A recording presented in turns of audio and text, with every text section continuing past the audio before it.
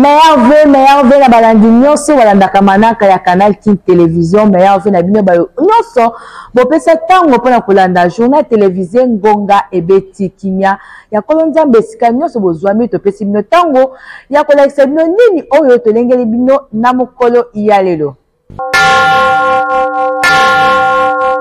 Tufunga basonation pour kalo pona koyebisa bino ete tata mokonzi kolo Congo démocratique Félix Antoine Tshisekedi Tshilombo elongo na molonga naye Mama Denise Nyakero ba souhaita ki ba vœu de meilleur na population congolaise bolanda.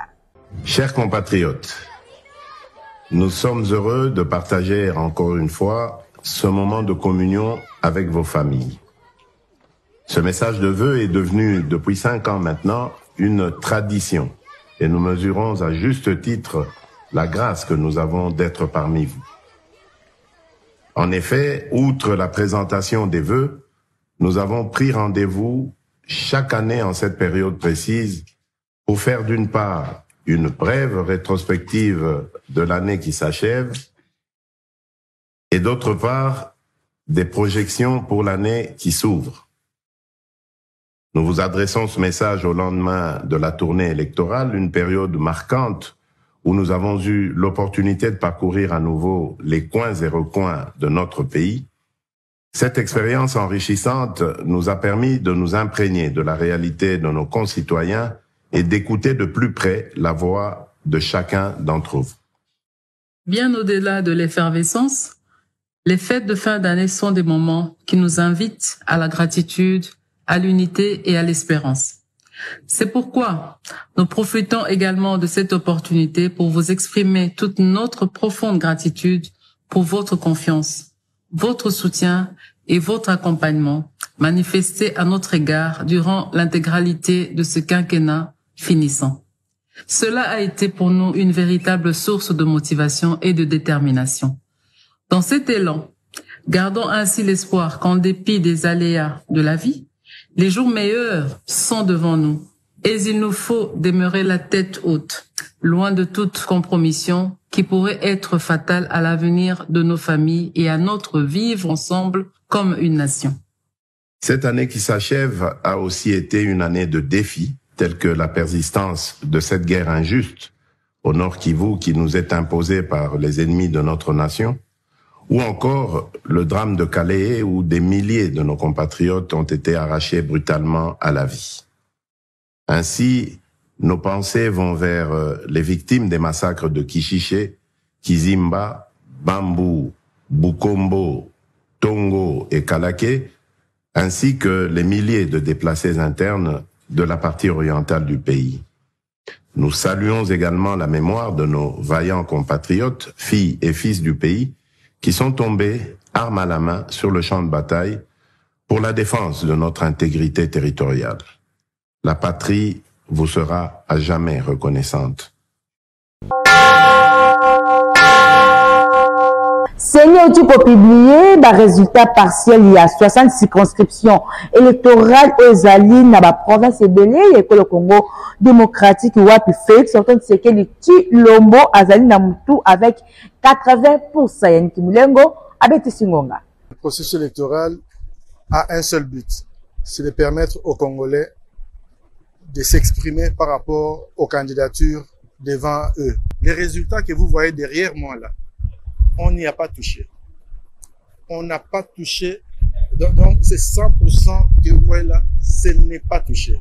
C'est-à-dire, nous avons promis la transparence, nous avons promis l'intégrité du processus et nous le faisons. Ce qui arrive au niveau du terrain, c'est très déplorable, mais c'est quelque chose que nous devons tous condamner. Nous devons travailler contre ce genre de pratiques, sinon les gens ne croiront plus aux élections. Le travail que nous avons fait, c'est un travail de qualité, un travail visant vraiment l'intégrité du processus. Nous avons voulu nous démarquer de tout ce que le public congolais a rejeté. Nous l'avons fait, mais nous n'avions pas compté sur la créativité négative de certaines personnes, et c'est ce qui nous met dans cette situation. Mais nous devons garder toute chose à sa proportion. Blaise Kazadi, secrétaire général en charge de la communication et de l'Isanga politique, rénovation du Congo à Betisi Monga, Pona Kolobela, Mapona Mindenge et les Kakipe à Sengina peuple kinois bavanda na bandako mokolo ya mercredi 27 décembre 2023 esengeli kolanda ba ordre ya mabe azali na micro ya Yannick Milengo pe Patrick Lusala. Peuple congolais ba kinois en particulier tolingai koyebisa biso na mokolo na lelo le 26 décembre 2023 boyete c'est vraiment poneme uti koleka elekani na mwa mikakatano ya moke mais maponeme leki pe tozomona organe o ezali na kopesa ba résultat ezali bobele seni yango seni abimisaki ba résultat ndambo par ndambo bisika na bisika tisiko tozomona ndeko Félix Antoine Tshisekedi Tshilombo nde azali komene na bascore yango wana toyebi koyebisa peuple congolais bakosa biso te maponami ezali biloko oyo biso bato ya mokili nde tosali yango eza nzambe te ezali na mwa bamikakatano ezangaka te alors moto akosa biso te lobi ezali le 27 toyokaki bandeko mosusu bakandidat président mosusu balingaki baorganize marche tokokende marche wana te biso bilenge ya union sacrée biso bilenge ya Congo biso bilenge ya Kinshasa bana kin bana Congo bo se laisser faire te na makambo baza ko sala wana o baza ko koma par-ci par-là pour na ko marcher tant eza air en marche te mboka na biso tozolinga to conserver makambo po to kende liboso elongo na président Félix Antoine Tshisekedi Tshilombo yango biso na ERCO toni koyebisa bana ya ERCO na kolandisama na président na biso Jean-Robert Yokampela alobi ete bana ERCO nyonso tu bazala bobele na sima ya vision ya mokonzi ya mboka pona biyamba mosusu to ba confession religieuse mosusu ndakisa catholique na protestant ngana za mission ya solo ngana za mona 35e communauté ba baptiste et pas monseigneur Nyamuki alors tenez koyebisa nanga koyebisa particulièrement ndeko Eric Senga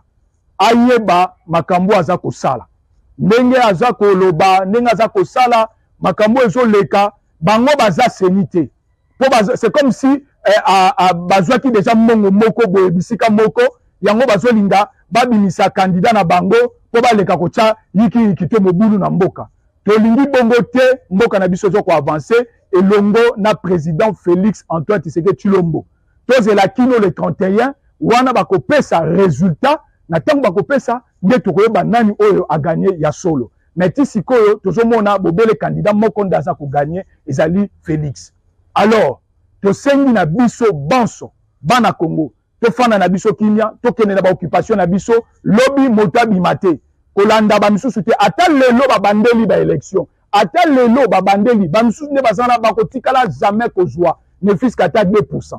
Alors bato wana nde biso tokolanda ta bato wana tokolanda bango te po tokende ba loenge tout ça tozana na kimia makambo nyonso te le kamalamu pe kozwa ba meilleur vœu et outil et pas ya président na biso Jean-Robert Yokampela alobi joyeux Noël et bonne année à tout le peuple congolais et à tous les Kinois na bana ya ERCO Mobimba.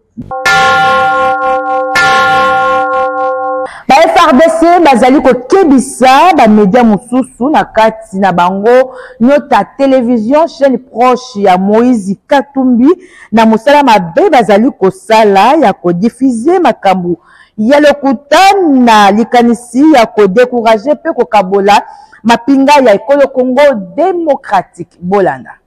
Depuis un certain temps, Nyota Télévision et certains autres médias à la solde de l'ennemi diffusent des informations montées de toutes pièces par ces derniers pour déstabiliser, démoraliser et diviser l'armée, les forces armées de la République démocratique du Congo, tout en rappelant le caractère apolitique de l'armée, demande à ces médias de s'abstenir d'intoxiquer les militaires et de mêler les FARDC à des fins politiciennes.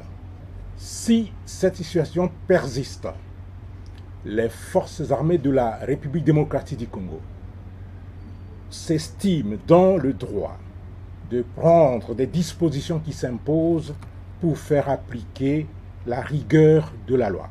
Les forces armées de la République démocratique du Congo demandent En outre, à tous les militaires de continuer de remplir loyalement leurs devoirs régaliens et à l'opinion d'éviter de prêter attention aux informations distillées par ces médias complices des ennemis de notre pays, destinés à distraire le peuple congolais et son armée.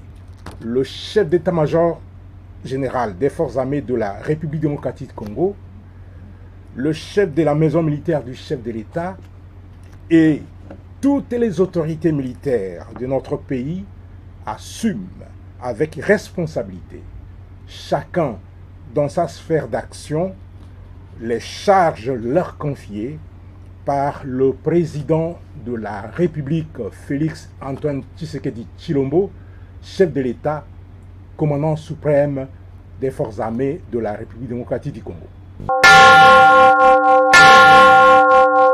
Dieudonné Kangambila, commissaire supérieur principal, commandant ya la police Tchangu 1 a betisi ngonga pona ko féliciter bana Tchangu na ndenge bagarda ki kimia na tango ya maponami nyonso eleka ki malamu na aspect sécurité azali na micro ya Lili Maleka pe Judex Makengo.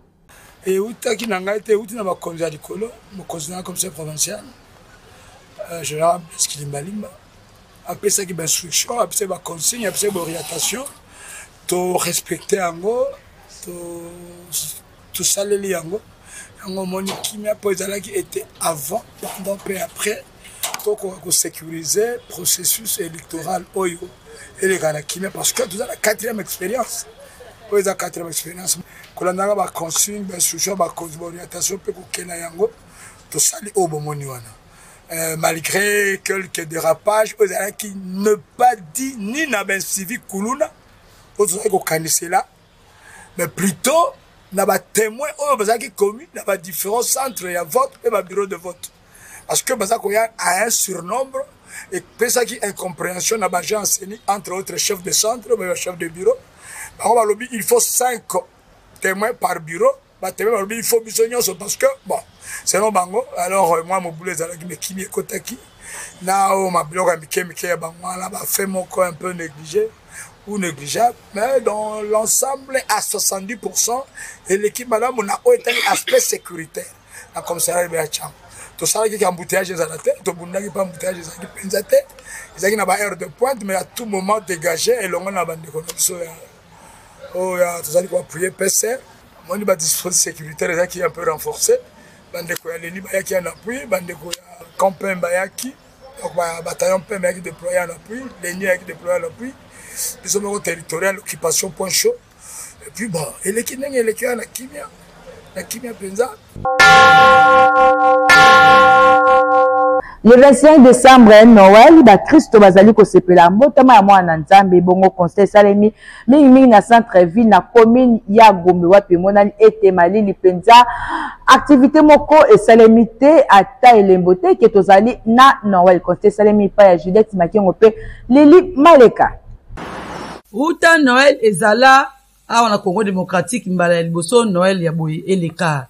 Costa esalemi awa na centre-ville ya Kinshasa na commune ya Gombe pa iwapi emonani silence de mort ni ambiance batu ya kotanga na nzela mituka ya moko ba restaurant vide zéro mouvement ba décoration ata nesika moko te lokola ba sapin Père Noël ba cri ya Noël et lokote kotala bilongi ya batu mawa nesika ya sengo oyo mukristo nyoso asepelaka mbotama ya mwana Nzambe. Noël oyo ya 2023 to ebite soki emoni nini po eleki awate na Kinshasa ata kutu jour férié ezalaka boye te. Pardon Noël ya 2024 oyo koya yokela bayi Kinshasa mawa meka ko sepelisa bango po boye ata sata moko asepeli nango te. Ngonga ebeti.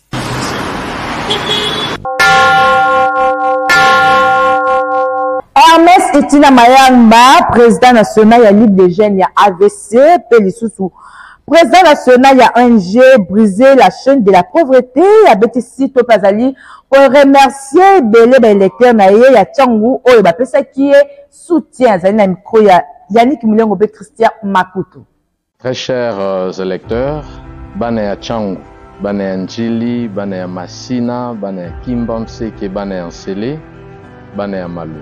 Merci beaucoup d'avoir fait confiance à ma personne. Votre candidat député national, Itina Mayamba Hermès, le numéro 942. Merci de m'avoir accompagné les jours de mon enrôlement. Vous étiez mobilisés massivement à m'encourager à aller prendre ma carte d'électeur afin de me préparer à postuler en tant que député national.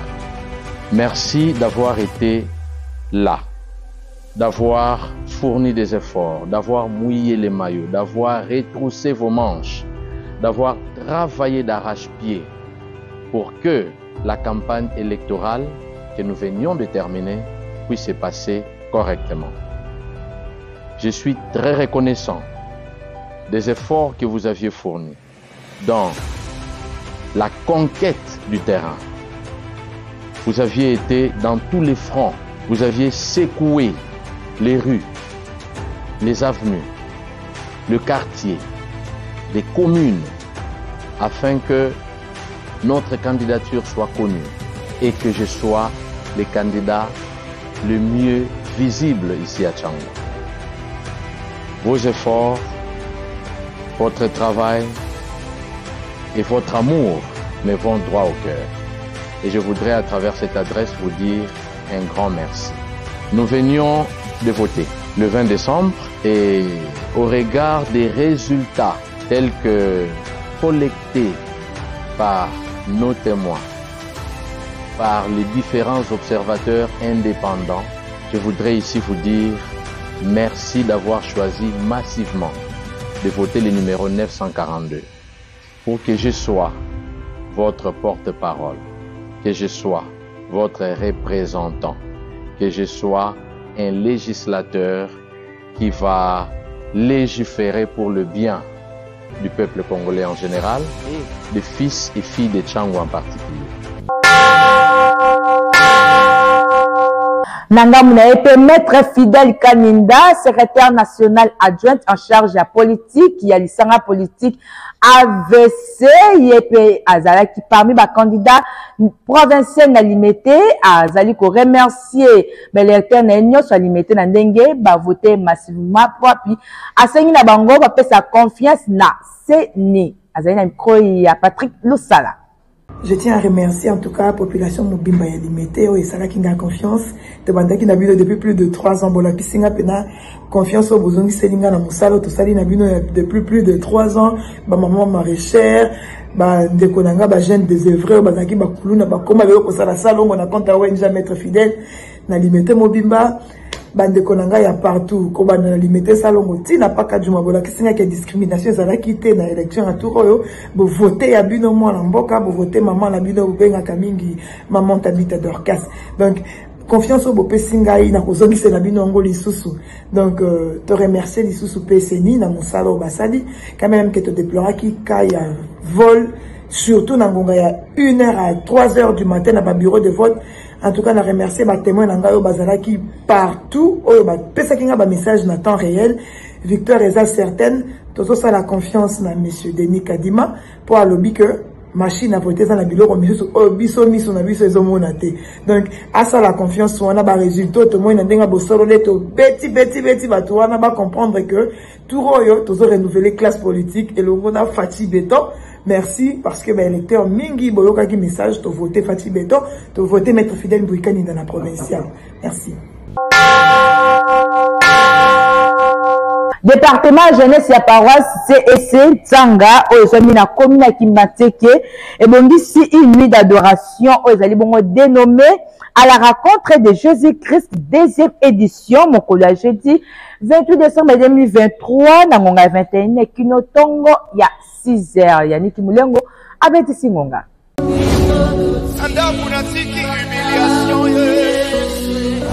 à la rencontre de Jésus-Christ, deuxième édition. Venez nombreux à la rencontre de Jésus-Christ, deuxième édition. Boutou ya maombi, boutou ya adoration. Yo muto vandi nzamba batelo ko banda mois de janvier, to comme na mois de décembre. Ndeko nanga na bengisi yo, yaka to gumba mela kolo. Une seule nuit, un moment d'intimité un moment de prosternation face contre terre devant celui qui vit à jamais, Jésus-Christ de Nazareth. Nzambe balukakae. À la rencontre de Jésus-Christ. Deuxième édition.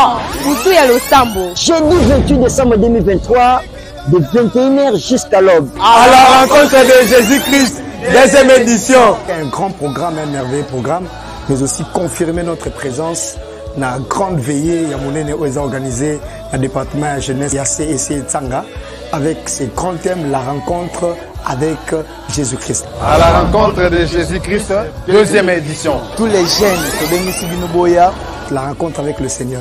Venez cette nuit, dans cette nuit de prière, dans cette grande veillée organisée le jeudi 28 décembre pour clôturer l'année avec la jeunesse et le Seigneur va nous faire beaucoup de bien dans sa présence. Nous avons passé un moment merveilleux dans la présence du Seigneur. Je vous invite tous. Jeudi le 28 décembre à la paroisse C7 Tsanga. Yope Sengeli Ozala, papa, maman, yakana nous de prier au Abeni. À la rencontre de Jésus-Christ. Deuxième édition. Alors moi, le frère Ariel Lema, je vous invite dans ce merveilleux programme. À la rencontre de Jésus-Christ, deuxième édition. Je vous invite dans la présence du Seigneur, c'est lui qui change nos vies. Ce sera un moment merveilleux où nous allons adorer le Seigneur. Alors faites un effort d'être là, nous allons adorer le Seigneur. Ne manquez pas une activité qui va tellement nous bénir. Votre frère adorateur Abednego et aux ans de musique, nous serons là. Galf Musique aussi sera là. Nous serons là. Yakala Tsanga, oko découvrir nyoso za nango posa. Biso tokozala, bongo yo. Le 28 décembre, Nzambe balukakae. Nous sommes sur l'avenue Mbanzantsund numéro 52. 54, quartier Baoumou dans la commune de Kimbantseke. Référence, route cimetière, arrêt RFI.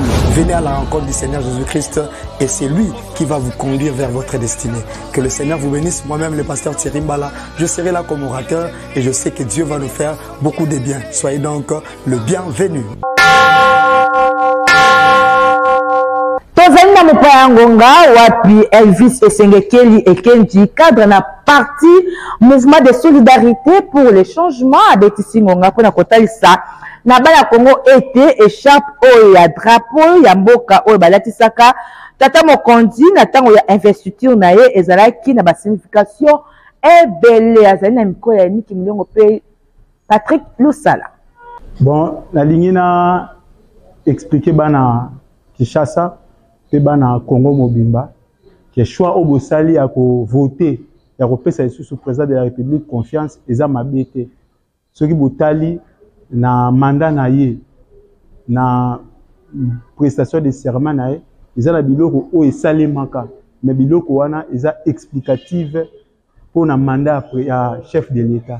Soki otali même jour où après ta serment au mona ke Kabila ayaka alatisi président Félix emblème na ndenge ya mabe tanga ya tsela ndenge mabe après président ya cour constitutionnel juge ayebisa bitola tse mabe bongisa ye ndaye sikoyo ko bongisa sikoyo président de la République alatisi sikoyo nini wana bo tanga alatisi ale batumbala mo basai nini babeti maboko ngelo babo mandat liboso ya président na biso Félix eza mandat oyo ezalaki na plein des erreurs mais mandat mibale eza mandat aux populations au mona bonheur aux populations au beta maboko donc bo sali mabete ndenge bo pesi président na biso Fachi Beton mandat mibale ndenge bo voter massivement bo sali mabete donc 2024 bo mona président au sala makambo o bat ba beta maboko bon symbole wana olatisa ye bo spirituellement ngolo bani so tali na mandat ya président Félix